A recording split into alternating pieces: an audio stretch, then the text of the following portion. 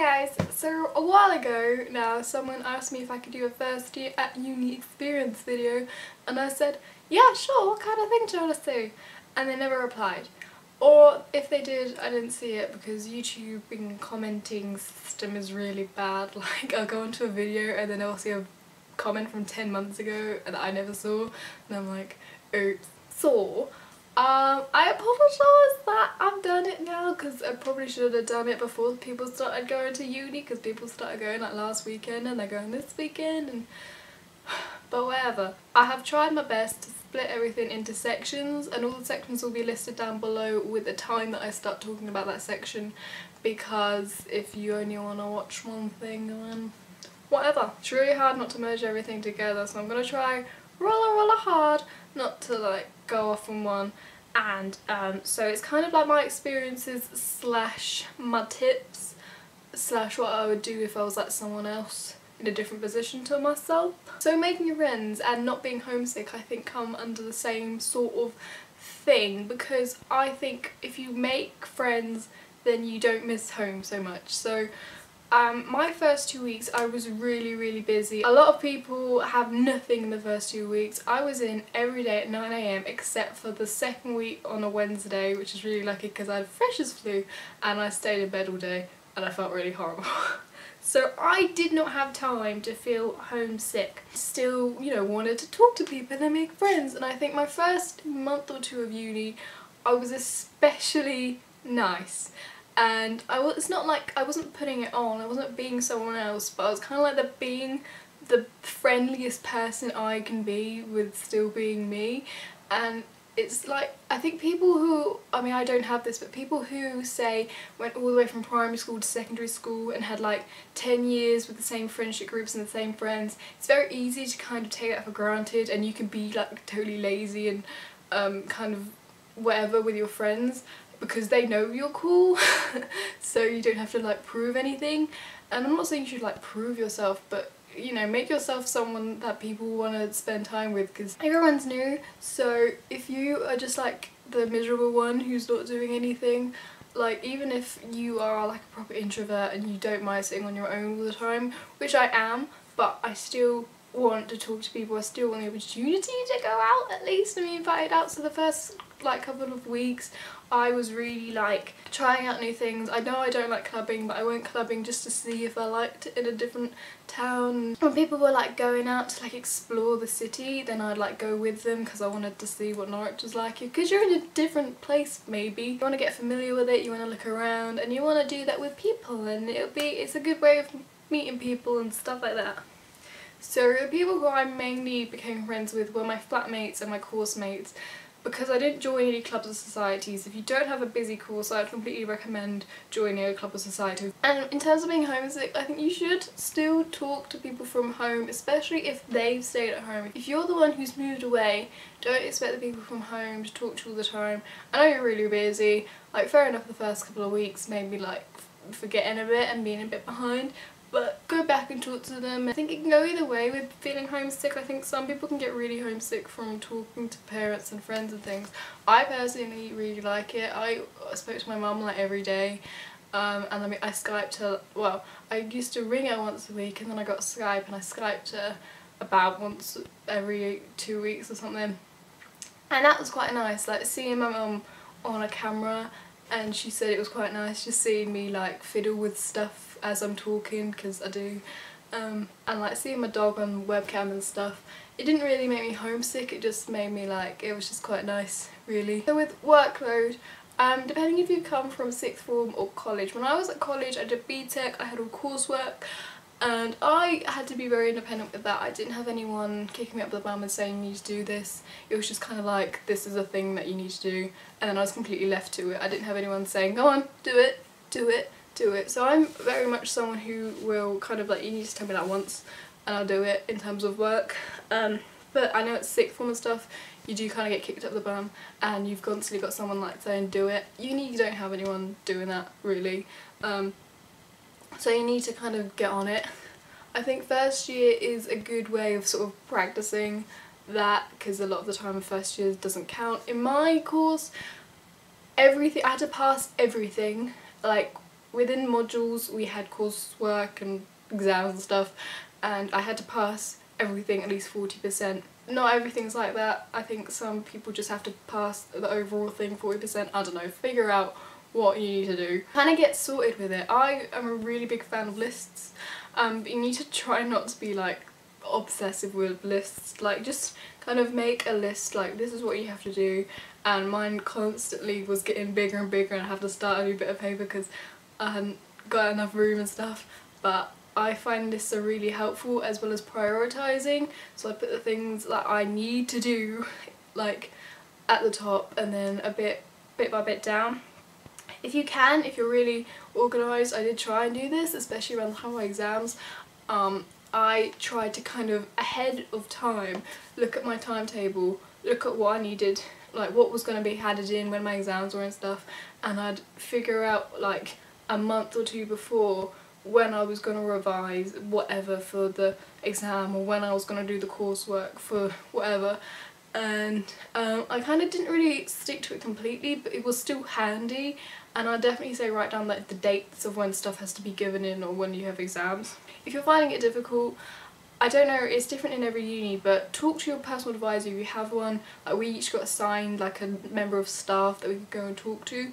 Make the most of your personal advisor. We like have to see them 3 times a year, or have to be offered to see them 3 times a year. We can see them whenever else, we can email them whenever. We have like a buddy as well. So make the most of that. And also, again, different in different U's probably, but we had it so that in our first year, I can't do it anymore, you could go to your personal advisor with one sheet, like one page of your coursework, your essay or whatever, and have them have a look at it and give you recommendations. I never actually did that, but I'd say make the most of it, especially if you're struggling with coursework and essay writing at an academic level. Also with that, when you've given something in, if you don't get a good mark, if you don't get what you wanted, or even if it was good but you're like, I want to have some feedback, because they do give you some feedback but sometimes you want a bit more, go to the person who marked your assignment.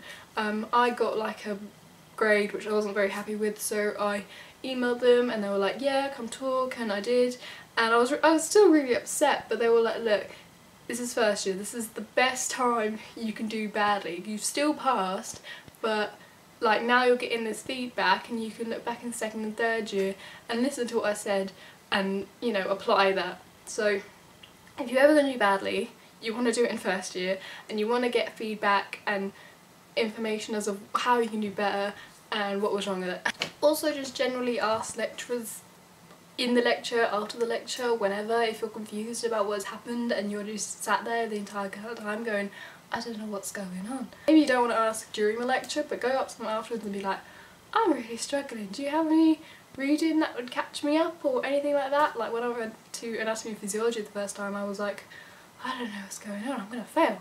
But then I got given like a simple anatomy and physiology book and I was like, oh, I get it, I've done it, I just didn't understand it in this context. So yeah, ask. Just, you know, make the most of the people who are there to educate you. You've paid money, and if you're not getting it, then ask.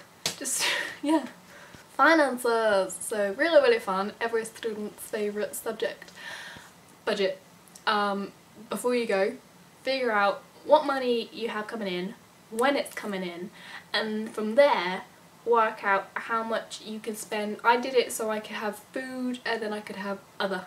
Around like £30 a week I think is best for food, and then other, like kind of try and save a bit, I think, if you can. Not everyone can, don't get me wrong. If you find you do have a bit more than you're spending, don't think, well, I can buy some new shoes now. Think, I might save it. Or don't, do what you want really. Lots of people get overdrafts, I don't have one. You can get student accounts with like 0% overdrafts or something, I can't remember. I did finance at GCSE but I can't remember what it means. Basically you don't get charged for going over the amount of money.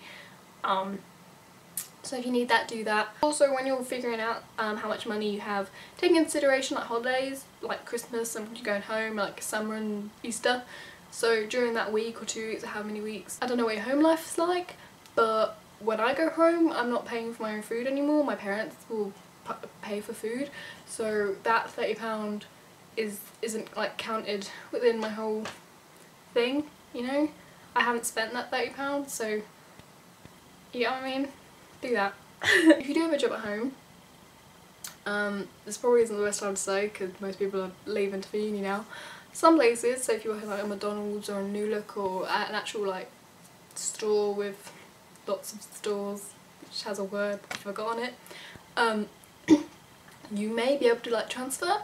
So if you're moving from one place to another, you can be like, is there a store there? And they'll be like, yes. And then you can be like, is there a job? Can I have it? And they'll be like, yes. And you can have it, maybe. But I think working while at uni is a lot of work. Well, it depends on your course completely. My brother did it when he was at uni because he only went in like 3 times a week. I'm in like every day and I wouldn't have time to work, but some people can. You might want to get there and then figure out if you have time or not and then get a job. Just because your money is all coming in at one time doesn't mean you should spend it all at one time. Think, I need to live the rest of this month perhaps. Halls and then accommodation in general, if you haven't got into halls for whatever reason. My halls, there was 6 of us in my flat. We had a kitchen. We didn't have a lounge or anything. Some halls have a lounge or a communal area. We didn't have that. We just had like a table in the kitchen. And we each had an ensuite. I had a cleaner. She emptied our bins every day. And she'd always come into our room to do that. I think that was just kind of to check that we're alive. She cleaned the kitchen twice a week and she cleaned our bathrooms once a week. That was handy. Figure out when your cleaner comes, be respectful and nice to your cleaner. Get her a Christmas present, I did. But yeah, if she's coming in to clean your kitchen, put your stuff away. Don't make her sort it all out. It's not a job. She just needs to clean, not to move. Talk to your flatmates. Sort out a routine of sorts. Some people, they'll do a different flatmate member makes a different meal every night, which is a good idea because it's much easier to cook for a big amount of people than one person. It's much cheaper that way as well. They didn't do that. I wanted to, but no one else did. Work out what you want to share. Some people share milk. I drink a lot of milk, so I don't do that. But like in terms of maybe even a frying pan or cutlery, you might want to share it all. We didn't really until like the end, and it was kind of like, I want to use this, and it was like, okay. But don't just go nicking people's stuff. Ask. Don't ever just go and nick people's stuff. I don't care if you're like best mates. At least ask the first time because it's rude and it's not okay. Be polite. We also did sharing with washing up liquid. It wasn't always fair, but we kind of had an order of who was going to buy washing up liquid when. Some people, like there was a girl in my flat, she had her own washing up liquid and only she used that, and that's fine. But the rest of us, we kind of went through us and it was like your turn to buy washing up liquid because everyone was using it. It's not really fair if one person keeps buying it. It wasn't always fair because, like, you know, one person buy like a giant fairy liquid, the next person buy like a little co-op one. But yeah, I just generally recommend talking to your flatmates. Some people don't like people who they're put with, and that's a shame. If you really don't like it, ask if you need to move. Like, seriously, if you don't like it, just move, because you don't have to bear it. Like, if it's not too bad, you can deal with it, then fine. But if you really don't like it, just go to the uni and be like, can you move me? Because they probably will. My flatmates, there was 6 of us, 2 of them were international students, one stayed like the whole year. The other one, he stayed from like September to December, then went back to his uni in America, and then we had another one who came from like January to May, and he went back to a uni in America. So you might get changes in flatmates. Figure out what your flatmates are doing, when they're gonna be in. It's just handy. It's just kind of weird if you're gonna live with people and you don't know anything about them. Like there was a girl in my flat, she didn't really want to socialise with us, and that's fine. But I knew her name, I knew what course she was on, I knew where she was from. Basic stuff, really. Okay, so my throat, I've started coughing and I can't really talk anymore. But this video is long and I apologise. But if you do have any other questions, then leave them down below. I will probably answer them in the comments, unless there's like a billion, and then I'll just make another video. I know this wasn't really my experience. I don't really have anything to say about my experience. Like, it was good. I was busy. I made friends. Yeah, I'm going back on Friday, so can't have been that bad. So good luck to everyone going to uni, whether it's this year or next year or next year or next year or next year or whatever. And I hope I helped. So my throat is dying now. Thank you all very, very much for watching, and I hope you have a really nice day. Goodbye.